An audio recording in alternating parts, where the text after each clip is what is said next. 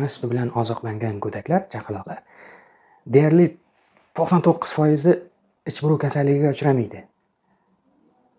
Ichaklar infeksion kasalligiga chalinishga ehtimolli qo'shimcha ovqatlar oshirib beradi.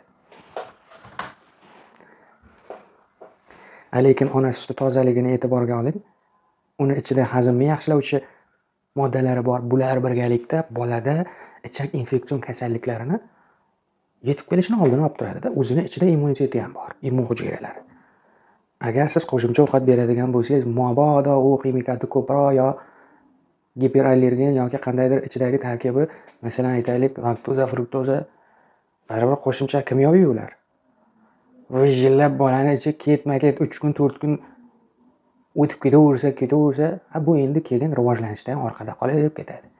Qo'shni bolasi 15 kunlik yo 20 kunlik u 5,5-6 kilogramm, sizni bolangiz tug'ilganida 5, 20 kundan keyin 4 kiloga tushib qoldi ichib ketgani uchun. Mana shunday vaziyatlarga, ichak infeksioni hamda diareya, ichki zir kasalliklariga ona suti bilan qanchalik ko'p emizilgan bola, shunchalik muammolarga uchramasligi ta'minlanadi-da.